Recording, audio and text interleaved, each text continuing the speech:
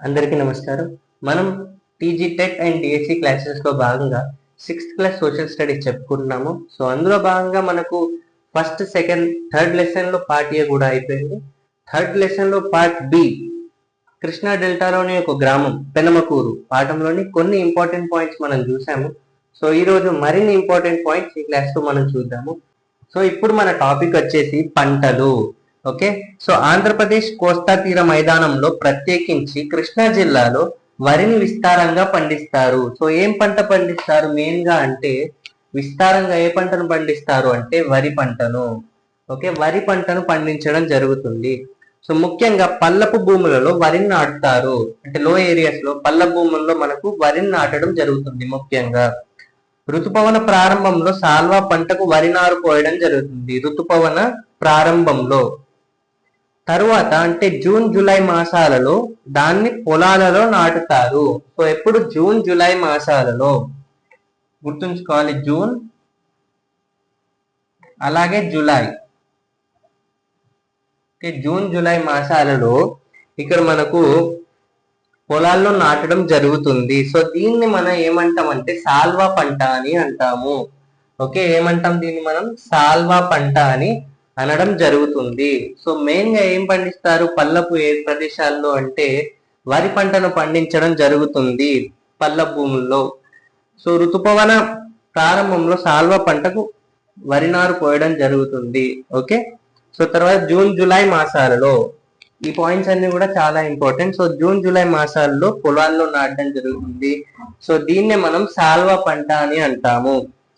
So అలాగే ఇక్కడ వరి పంటలో బాగా దిగుబడిని ఇచ్చే MTU 2716.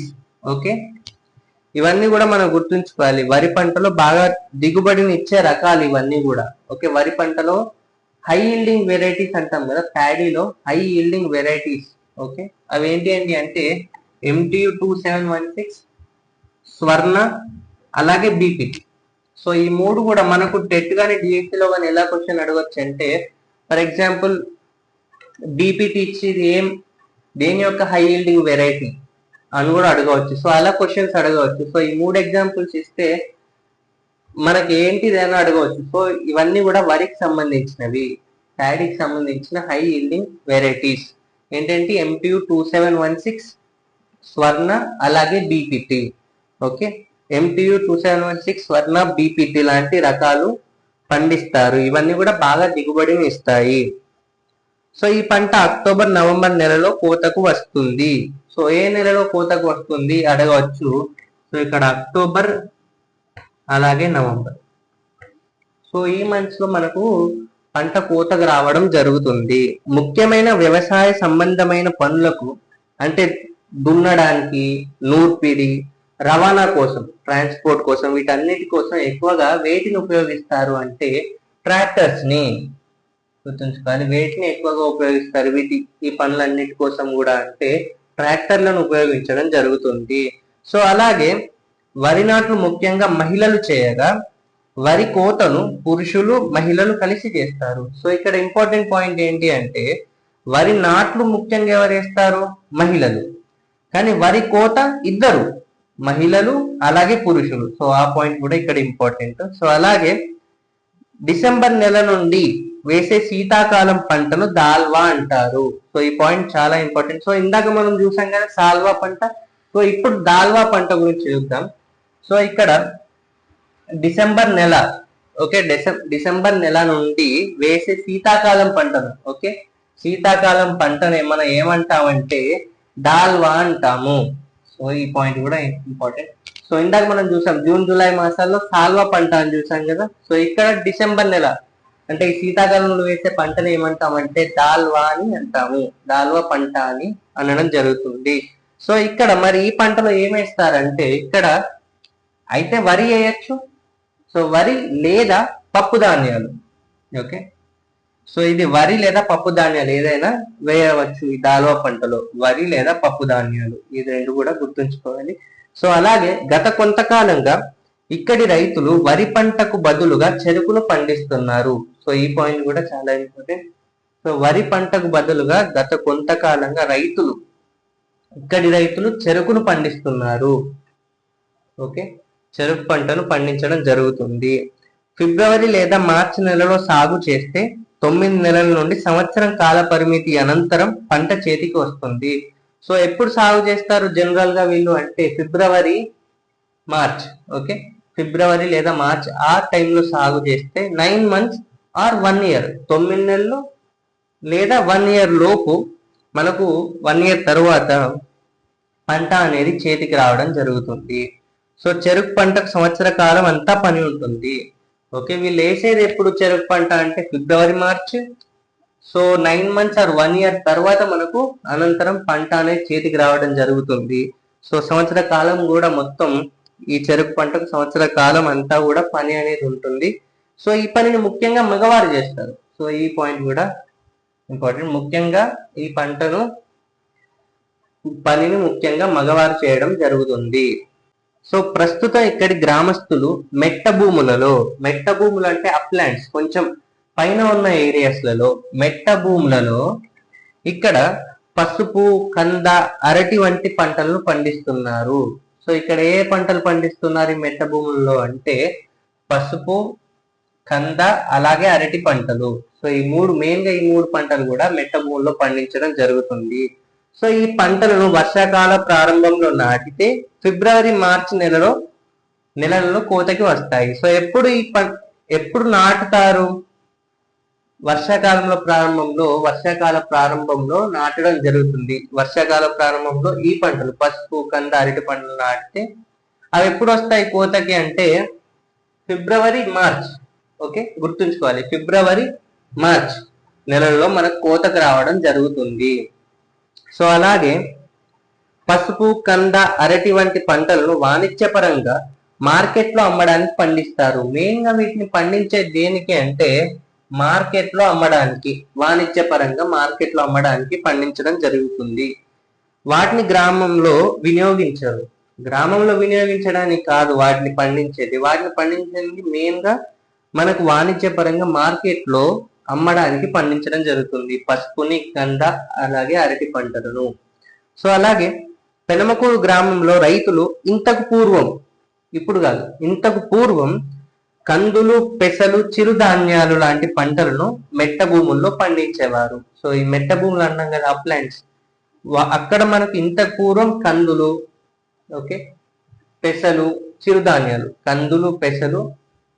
అలాగే చిరుధాన్యాలను ఇంతకు పూర్వం పండించేవారు మెట్ట భూముల్లో. ఈ పంటలకు నీరు అంతగా అవసరం అనేది లేదు. మనం గుర్తుంచుకోవాలి, కందులకు కానివ్వండి, పెసలకు కానివ్వండి, అలాగే చిరుధాన్యాలకు కానివ్వండి, వీటికి నీరు అనేది అంతగా అవసరం లేదు.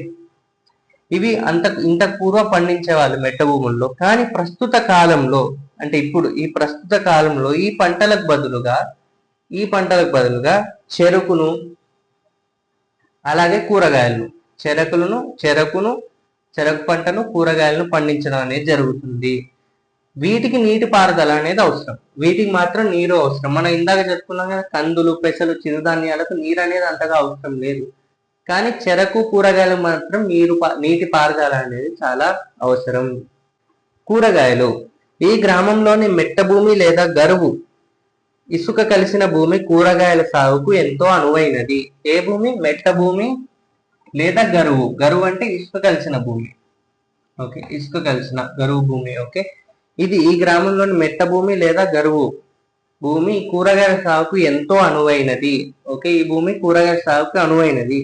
పల్లపు భూములలో రెండో పంట కాలువల ద్వారా నీరు సమృద్ధిగా రానప్పుడు ఇక్కడి రైతులు వరి పంటకు బదులుగా కూరగాయలను సాగు చేయడం జరుగుతుంది. సో సాధారణంగా ఏ కూరగాయలు పండిస్తారో మనం చూస్తే ఇక్కడ సాధారణంగా వంకాయను పండిస్తారు, బెండకాయ, తర్వాత దొండకాయ, అలాగే బీరకాయ, అలాగే మనకి ఇక్కడ క్యాబేజీని పండించడం జరుగుతుంది. మెయిన్ గా ఇలాంటి పంటలు పండించడం అనేది, ఇలాంటి కూరగాయలు పండించడం అనేది జరుగుతుంది. సాధారణంగా వంకాయ, బెండకాయ, దొండకాయ, బీరకాయ, క్యాబేజీ లాంటి పంటలు పండించి దగ్గరలోని ఉయ్యూరు రైతు బజార్లో విక్రయించడం జరుగుతుంది. ఈ పాయింట్ గుర్తుంచుకోవాలి. సో ఈ కూరగాయలను పండించి ఎక్కడ విక్రయిస్తారు అంటే దగ్గరలోని ఉయ్యూరు రైతు బజార్లో విక్రయించడం జరుగుతుంది. సో వేసవి కాలంలో కొంతమంది వ్యవసాయదారులు వాళ్ళ భూములలో సారం పెంచడానికి జీలుగా, పిల్లి పెసర లాంటివి వేస్తారు. ఓకే, సారం పెంచడానికి ఇక్కడ జీలుగా అలాగే పిల్లి పెసర వీటిని ఇక్కడ మనకు రైతులు వేయడం జరుగుతుంది. అంటే వేసవి కాలంలో కొంతమంది వ్యవసాయదారులు వాళ్ళ భూములలో సారం పెంచడానికి జీలుగా అలాగే పిల్లి పెసర వేయడం జరుగుతుంది. వేయడం జరుగుతుంది. ఈ చిక్కుడు జాతికి చెందిన పంటల వల్ల భూమిలో నత్రజని శాతం పెరుగుతుంది. మరి ఎందుకు ఈ పంటలు వేస్తారంటే మెయిన్ గా ఈ పంటలు చిక్కుడు జాతికి చెందినవి. ఓకే, మెయిన్ గా జీలుగా కానివ్వండి, పిల్లి పెసలు లాంటివి కానివ్వండి, ఇవన్నీ కూడా ఇవి చిక్కుడు జాతికి చెందినవి కాబట్టి ఇవి వేయడం వల్ల భూమిలో నత్రజని శాతం అనేది పెరుగుతుంది. అంటే నైట్రోజన్ పర్సెంటేజ్ అనేది పెరగడం జరుగుతుంది, నత్రజని శాతం పెరుగుతుంది. అందుకే జీలుగా, పిల్లి పెసలు లాంటి భూమిలో వేయడం జరుగుతుంది. సో ఈ వేసిన 30 నుంచి 40 రోజుల తర్వాత 30-40 రోజుల తర్వాత ఈ మొక్కలను భూమిలో కలిపి దున్నుతారు డైరెక్ట్. ఓకే, భూమిలో కలిపి 30-40 రోజుల తర్వాత ఈ మొక్కలను భూమిలో కలిపి దున్నుతారు. ఇది పంటలకు ఎరువుగా కూడా ఉపయోగపడుతుంది. ఓకే, ఎలా ఉపయోగపడుతుంది? ఇది ఎరువుగా. ఓకే, ఎరువుగా ఉపయోగపడడం జరుగుతుంది. ఇప్పుడు మనం తోటల గురించి చూద్దాము. తోటలు ఇక్కడ కృష్ణా నది ఒడ్డున మరియు పెనమకూరు మెట్ట ప్రాంతాలలో, సో ఈ పెనమకూరు మెట్ట ప్రాంతాల్లో మనకు వివిధ రకాల పండ్ల మొక్కలు అలాగే తోటలు కనిపిస్తాయి. తోటలు కనిపిస్తాయి. జామ, సపోటా, బొప్పాయి. ఓకే, జామ, సపోటా, బొప్పాయి లాంటి చెట్లు కనిపిస్తాయి. సో నది సమీప భూముల్లో ఎక్కువ భాగం ఇసుకతో కూడిన మట్టి ఉంటుందని రైతులు చెప్పారు. మెయిన్ గా నదికి సమీపంగా ఉన్న భూములు ఉంటాయి కదా, అంటే నదికి దగ్గరగా ఉన్న భూముల్లో మనకు ఎక్కువ శాతం ఇసుకతో కూడిన మట్టి ఉంటుంది. అక్కడ ఇసుకతో కూడిన మట్టి అనేది ఉండడం జరుగుతుంది. సో ఈ భూములకు తేమను నిలుపుకునే సామర్థ్యం అనేది తక్కువ ఉంటుంది. ఇసుకతో కూడిన మట్టి ఉండడం వల్ల మెయిన్ గా నదికి దగ్గరగా ఉన్న మట్టిలో ఇసుక అనేది ఉంటుంది. ఇసుకతో కూడిన మట్టి ఉంటుంది కాబట్టి తేమను నిలుపుకునే సామర్థ్యం, అంటే మాయిశ్చర్ని రిటెన్షన్ చేసుకునే సామర్థ్యం అనేది తక్కువగా ఉంటుంది. సో అందువల్ల ఈ ఇసుక భూముల్లో వరి పంట సరిగా పండదు. తేమ ఇక్కడ మనం ఆ మట్టి అనేది, ఇసుకతో కలిసిన మట్టి అనేది నిలుపుకోలేదు కాబట్టి వరి పంట అనేది మనం పండించడం అనేది సరిగా పండదు. ఓకే, ఇసుక భూముల్లో వరి పంట సరిగా పండదు. ఈ భూముల్లో పండ్ల మొక్కల వేర్లు నేలలోకి లోతుగా వెళ్ళి అక్కడ నీటిని తీసుకొని బాగా పెరుగుతాయి. అదే పండ్ల మొక్కలైతే ఓకే, పండ్ల మొక్కల వేర్లు నేలలోకి లోతుగా వెళ్ళి నీటిని తీసుకొని బాగా పెరుగుతాయి. సో అందువల్ల నది సమీప భూములు పండ్ల తోటల పెంపకానికి అనువుగా ఉంటాయి. సో అందుకే నదికి సమీపంగా ఉన్న భూముల్లో అందుకే ఎక్కువగా ఏం పెంచుతారంటే పండ్ల మొక్కలు పెంచితే బాగుంటుంది. పండ్ల మొక్కలు. సో ఎందుకంటే పండ్ల మొక్కల వేర్లు అనేది లోపల దాకా వెళ్ళి నీటిని తీసుకుంటాయి కాబట్టి ఇక్కడ పండ్ల మొక్కలు పెంపకానికి అనువుగా ఉండడం జరుగుతుంది. సో ఈ రోజు క్లాస్ లో కొన్ని ఇంపార్టెంట్ పాయింట్స్ చూసాం మనం పెనమకూరు పాఠంలో. సో వచ్చే క్లాస్ లో మరిన్ని ఇంపార్టెంట్ పాయింట్స్ చూద్దాము. సో ఈ క్లాస్ కనుక మీకు నచ్చినట్టయితే లైక్ చేయండి, షేర్ చేయండి, కామెంట్ చేయండి, అలాగే సబ్స్క్రైబ్ చేయండి to Vamshi Krishna academy. Thank you.